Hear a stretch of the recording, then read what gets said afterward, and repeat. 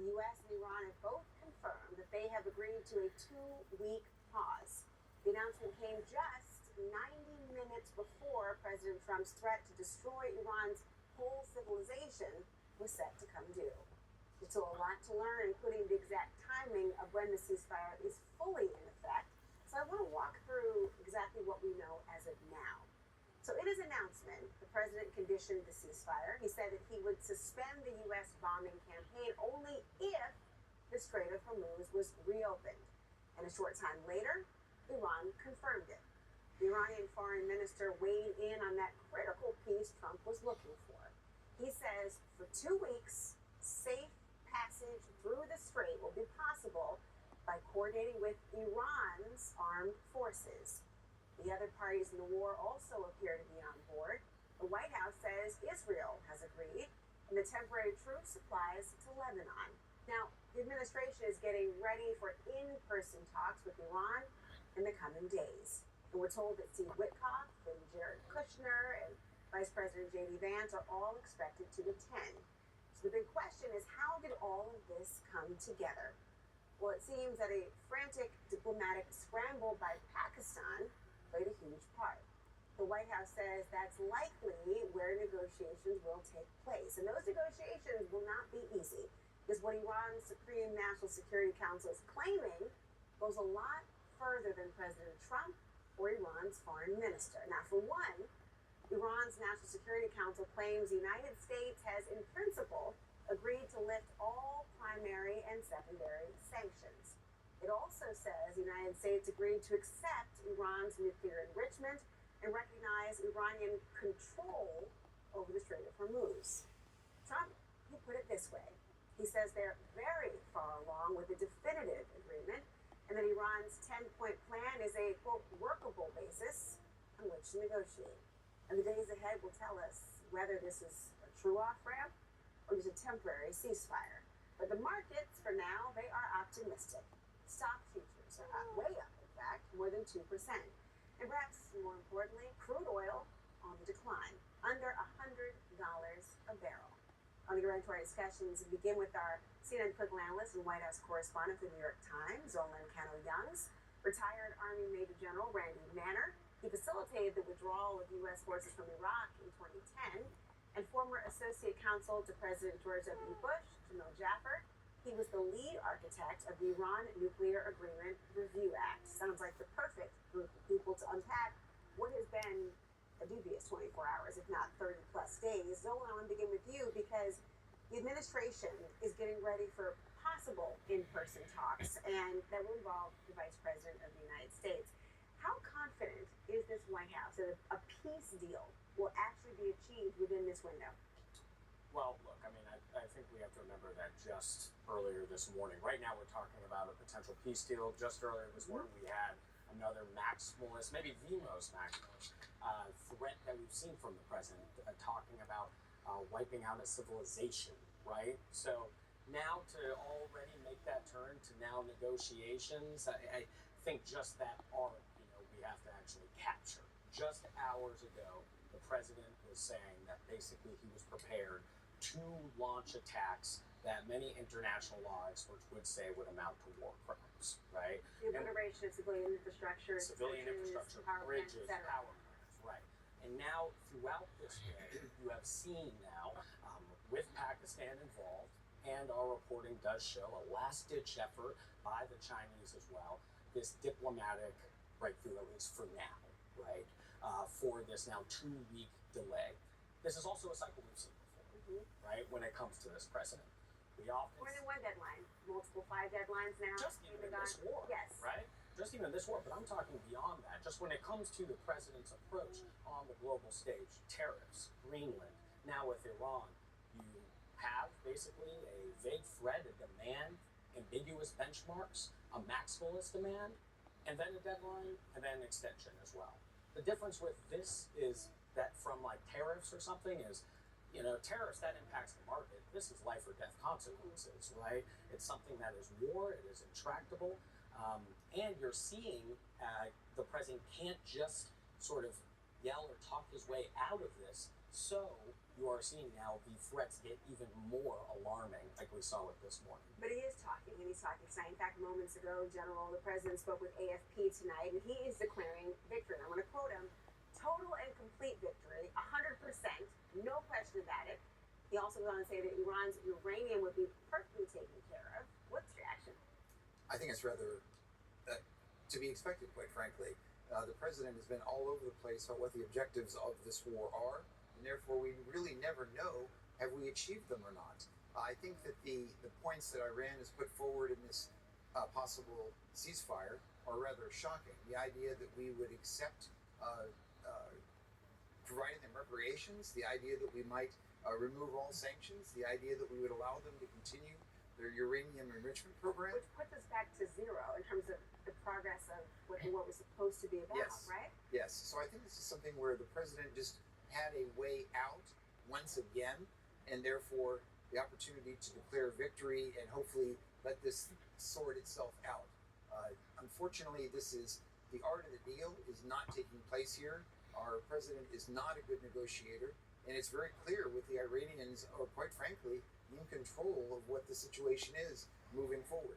Well, to your point, Zolan, as well earlier, as the arc of what's happened, including the threats to sort of obliterate a civilization and the threats as of yesterday, this 8 p.m. deadline that was supposed to happen, it came and went, about the civilian infrastructures. I mean, he would not answer this evening when asked if he would go after Iran's civilian infrastructure, like he threatened to, again, just this very morning.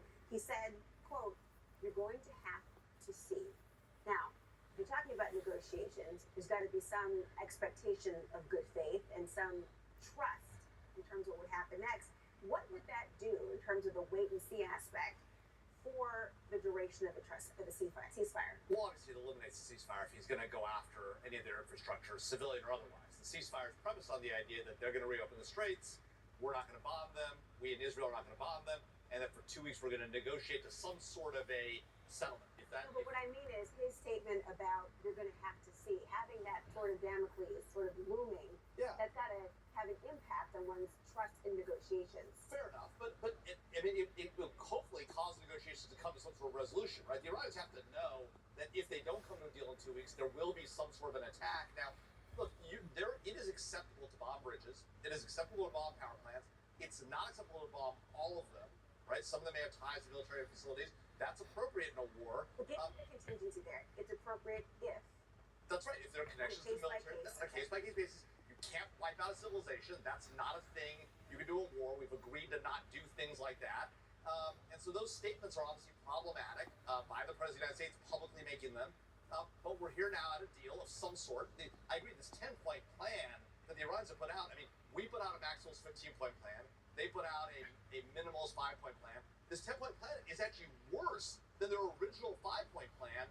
It's a disaster. We've seen rumors on what the 10-point plan has. The U.S. hasn't confirmed any of it. The Iran National Security Council is making claims about it. If any of their claims are true, it will be worse, dramatically worse, than the Obama negotiated nuclear deal that President Trump walked away from. That would be a train wreck. That is hopefully not where we're headed, because if we are, or anywhere near that, that is a bad, bad outcome for the United States. Well, let's talk about Zolan, because the president also, this is coming in tonight as well, that he thinks China was behind Iran of even agreeing to a ceasefire. What more do you know? We do know that Pakistan was working on this throughout the day, and yes, we do have reporting that also China got involved with trying to bring about some sort of agreement to at least delay this for 2 weeks. The details of exactly how they got involved still unclear at this point. This is all just happening now. But their incentive to maintain the instability of the region has been reported on quite extensively. Why would China want to have this moment? I think it's No, please. Yeah. It's important that the world understands that China has the most to gain from this in addition to Iran. So any influence that they could have over the president to allow him a way out will be rewarded for China. So I think this is something where China will in the end benefit. But we have to remember, of course, this war has been very costly for the United States. We've expended almost 2 years of production of interceptor missiles, and those are not easy to replace. So even though we are the most powerful military on the planet, the reality is our defenses are now much weaker than they were only 30 days ago. And so we have to look at our own national defense policy as well.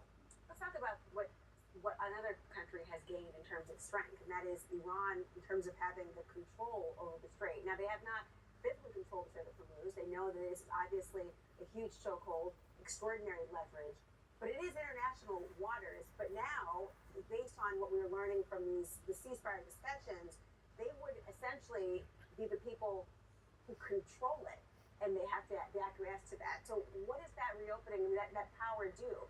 Right. I mean, well, and they would, based off of, I think, the original sort of plan, the 10-point that's been submitted here. I mean, when I talk to officials familiar, like, this is a framework and a launching pad for negotiations. So I don't know if you're ever going to have an actual agreement where they agree to allow Iran to maintain control. I just don't know if that would be the case in terms of the final outcome after these 2 weeks. But look, right now, I mean, when you have a chokehold on this corridor, I mean, you're talking oil, the energy prices are set globally. You have a ripple effect right now when it comes to how Iran is treating the Strait of Hormuz. This is exactly what's contributing to the economic anxiety in the U.S. It's exactly what's resulting in higher gas prices throughout, the globe at this point. So there's absolutely, substantial impacts when you come to the Strait. What about Israel? Because there's been reporting, a source on CNN, that Israeli officials have concerns about the ceasefire agreement. What role would they be having in the duration of this ceasefire, or, of course, the negotiations going forward? Look, remember, Israel's been very involved in this conflict. They've been leading from the front in this effort. They've been bombing Iran regularly. They're the ones who eliminated Iran's air defenses at the outset before even our operation to take out their nuclear infrastructure. So Israel's been leading forward on this, and so they have a big role to play on whether this deal gets done and how it gets done. And so it would be very surprising to me if they agreed to the deal that we've got right now, or the framework that's out there. Even as a starting point for negotiations, it is a catastrophically bad starting point for framework of negotiations. No American president previously has accepted Iran having any amount of control of the Straits of Hormuz. In fact, every time they try to exert control, American presidents have forced their hand, have escorted ships through the strait. You remember the tanker wars from the 80s? President Reagan talked about peace through strength. This is not what peace through strength looks like, giving Iran control of the Straits of Hormuz, allowing them to take taxes or tolls on people coming to the Straits, or having to negotiate with the Iranian Navy to get through. I realize that is today the practical effect of where we're at. That is not acceptable end state for the United States, and hopefully that is not where the president ends up. If he does, he'll have given away another major win to the Iranians in a war that should have been resulted in wins for the American people, for American national security, and for the Iranian people. That's going to be a real bad outcome for us. Well, General, I mean, the counterproductivity is mind-boggling based on what is described to you as well. I mean, the idea that we're still hearing about reports of missiles that are reported across the Gulf states. We don't have a specific timeline of when the ceasefire officially begins. I recognize the impact of different time zones, the messaging through Truth Social and beyond, but the word getting around to stop attacks, that what happens in the meantime can also be very catastrophic going forward. Yes. For the United States, we have clear lines of command and control through CENTCOM. Right. And so we can actually, other than for self-defense purposes, we can put out the word, we're not going to fire any missiles. The problem is, many of the command and control infrastructure in Iran has been decimated. It's still somewhat intact, but it's been greatly reduced. So, like in any combat situation, not everyone may get the word. And that includes, of course, in Lebanon and many of the Iranian-controlled militias that there are. But even getting the word, is there an expectation that there is going to be essentially a uniform response, or is it splintered? It probably will be splintered, but we would hope that over the next few days, this would iron itself out to everyone's satisfaction, to end the hostilities in all directions. That's what I hope. Well, hope. Thank you all. I appreciate it.